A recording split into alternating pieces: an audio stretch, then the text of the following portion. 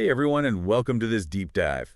Today we're taking on Spanish verbs, Ooh, fun. specifically ones that end in er.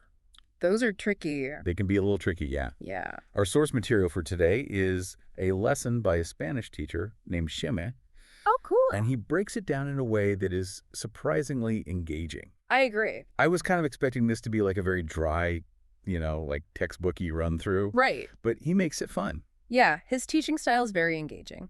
It really is. And? So I'm excited to dig into this. Yeah, me too. So he starts off by kind of explaining like what verbs are in the grand scheme of Spanish verbs. Yeah. And he calls them the second conjugation. Okay. What does that even mean? Well, when we talk about conjugations in any language, really, we're talking about, how a verb changes to match who's doing the action. Okay. So like in English, you would say like, I eat, but he eats. So the verb to eat is conjugated differently depending on the subject. So Spanish has these three groups of verbs, and air verbs fall into that second group based on how they're structured and how they change. Okay, so it's like a family of verbs that all kind of behave Exactly. similarly. Yeah. Okay, They're kind of like siblings. gotcha. Okay. So then he dives into regular air verbs, Yeah. giving us some examples like beber and correr. Good ones. Yeah, all the important ones. And he emphasizes how important it is to get those regular verbs down because they follow these predictable patterns. It's true. And once you get that pattern, it's like you unlock this code and you can just conjugate so many verbs without even thinking. So tell me about the code. Walk me through it. What is it about these verbs that makes them so predictable? Well, let's take comer, for example. Okay. So comer means to eat. So you drop the air ending, and that leaves you with the stem com. And then depending on who's doing the eating, you add the right ending. So you have yo como for I eat, tu comes for you eat, and so on. Oh, so you just swap out Exactly. the ending based on who's doing it. You get a Okay, that's not too bad. right. It's not as scary as it sounds. Yeah, way less intimidating than I thought. Exactly. But I noticed that Jaime doesn't stop at these regular verbs. Of course not. That would be too easy. He's got to make things a little more challenging. Right. So he brings up these irregular verbs. Uh-oh. Uh-oh. The tricky ones. Yeah, the ones that don't quite follow the rules so neatly. Right. And he spends quite a bit of time on these verbs like potter, querer, and saber. What makes these verbs so tricky? Well, the interesting thing about them is that even though they're irregular, they still have patterns. You can look for, like, for example, with the verb potter, which means to be able to... The stem actually changes depending on who's doing the action. Okay. So you have yo puedo, but él puede. Gotcha. So the key is recognizing those stem changes. So it's not total chaos. No, not at all. There's still some rhyme or reason to it. Exactly. Jaime breaks it down in a way that makes it manageable. Okay, good. Because I was getting a little intimidated. Thank you for that. When I saw irregular verbs, I was like, oh no. I know they can seem scary, but you know what I really appreciate about Jaime is he keeps things light and fun, He really does. even when we're dealing with these grammar rules. Yeah, he doesn't let it get too dry. No, he uses humor and, these relatable situations in his examples. I was going to say that. Yeah, and it makes a difference. I noticed that in one of his examples, he's using the verb esconder Oh, yeah. to hide. Uh-huh. And he creates this whole scenario of like a boy hiding his book under his bed Right. to illustrate how to use the verb. And it's just such a simple sentence, Yeah, but it helps you picture it. exactly. And I think that's what's so cool about his teaching style is he takes these kind of abstract grammar concepts Yeah, and he turns them into these little stories and visuals. absolutely. It's very effective. It really is. And I think that's the big part of why his lesson is so engaging. So we've talked about regular verbs or irregular verbs. But I think what's really key is that he doesn't just explain the rules. He encourages learners to really engage with the material. You're right. He's all about active learning. Yeah. He doesn't want you just passively watching his video. He wants you to participate.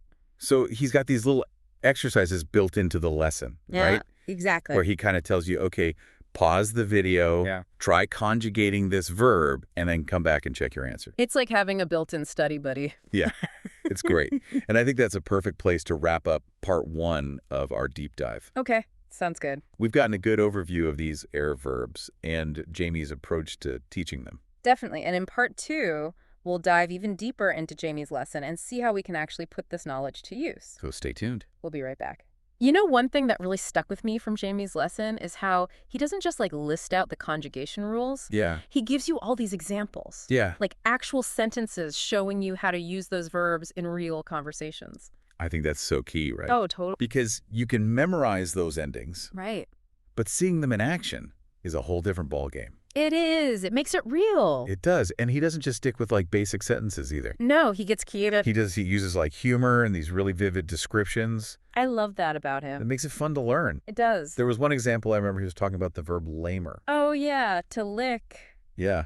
And he describes a dog cleaning a plate. Oh, that's cute. Yeah. With his tongue. And it's like, you can practically see it happening. Yeah, he really brings those verbs to life. He does. It's not just like staring at a boring chart in a textbook. No, not at all. It's Yeah. like you're right there with him. Yeah.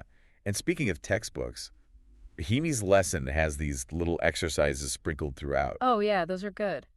And they're not just like fill in the blank. Right. He's like, okay, pause the video, try conjugating this verb yourself, and then come back and see if you got it right. Yeah, it's like a little self-test. It is. And it helps you figure out if you're really getting it. Absolutely, and it keeps you engaged. It does. It's like he's anticipating the struggles that you as a learner might have. Yeah, he's thought of everything. He's really thought this through. And that's what I appreciate about a good teacher. It makes such a difference. It does. And you know, something else I really liked is how Mammy keeps reminding you that this isn't just about like passing a test. Right. This is about actually being able to communicate in Spanish. Yeah, it's about giving you the tools to express yourself. It is. Once you have that present tense down, Mm-hmm. you can talk about your daily routine, Exactly. your hobbies, things happening right now. It opens up so many possibilities. It really does. And what's cool is that a lot of these air verbs, Yeah. they actually look really similar to English verbs. Oh, totally, like comprender. Yeah, it's almost the same as comprehend in English. Right. Those cognates are so helpful. They are. They give you like a little head start. Exactly. It's like you already know part of the language. And that can be really encouraging, especially if you're feeling a little overwhelmed. Oh, absolutely. It's like little victories along the way. And Shame's great at that too. At why? Like he sprinkles in these little bits of encouragement Oh, yeah. throughout the lesson. He's very motivational. He is. He's like, come on, you could do this. I know, it's like having your own personal cheerleader. It is. So if you're feeling inspired to learn some Spanish, Yeah. Shamey's lesson is a great place to start. It is. It's comprehensive, engaging, and fun. He sets a high bar. He does. He's a natural. He really is, and his enthusiasm is contagious. But before we wrap up this section, Okay. I think it's important to zoom out a bit. What do you mean? Well, learning a language is a journey, right? Absolutely. And mastering the present tense of these error verbs, it's a big milestone. It is. It lays the groundwork for more complex stuff. Exactly. And it lets you connect with Spanish speakers on a deeper level. You're right. It's like opening a door to a whole new world. Exactly. And it all starts with these little error verbs. They might seem small, Yeah. but they're powerful. They're like building blocks. Yeah, a good foundation. So whether you're starting from scratch or just brushing up, James' lesson is a fantastic resource. I agree. It's a game changer. It really is. And he makes it feel achievable. Yeah. Which I think is so important when you're tackling something new. Totally. But before we jump to the last part of our deep dive, Okay. there's one more point I want to touch on. Okay. What is it? Jamie talks about the importance of embracing challenges Uh-huh. and never giving up on your language learning goals. That's so true. It is, learning a new language can be tough, Oh, it can be. but the rewards are huge. They really are. It's a journey with ups and downs. For sure. But that feeling, when you finally get it, When it clicks. when it clicks, Yeah. it's amazing. It is. There's nothing like it. And Jamie's right there with you every step of the way. Cheering you on. Yeah, giving you the tools and the encouragement you need. He's the best. He is. But let's hold that thought and explore it more in the final part of our deep dive. Oh, that's good. We'll delve into Jamie's insights on tackling those challenges and staying motivated. I'm ready. Picking up on that idea of embracing the challenges, Hemi really hammers home that learning a language is a journey. Not a destination. Yeah, it's about the process, the little wins along the way. Absolutely. And he reminds us that there are so many tools to help us on this journey. Right. It's not just textbooks anymore. Not at all. There are language partners, apps, immersive experiences like watching movies and TV shows in Spanish. Oh, I love that idea. It's so fun. Yeah, watching movies. Yeah, and you pick up so much just by listening. It's like you're absorbing it naturally. Exactly. And you can even make it a game, like try to spot those verbs we've been talking about Oh, that's a good one. while you're watching. It'll keep you on your toes. It will. And it's all about finding those ways to weave language learning into your everyday life. Right. Make it a habit, not a chore. Exactly. Yeah. And Hammy makes a great point about consistency. Yeah. Even if you just dedicate a little time each day, It makes a difference. it really adds up. It does. So to sum it all up, Jaime's lesson is more than just grammar rules. Oh, definitely. It's an invitation to explore this whole world. The world of Spanish. Yeah, and it's a reminder that anyone can do it. Absolutely. It's not about being a language whiz. It's about putting in the effort. And having fun along the way. Exactly.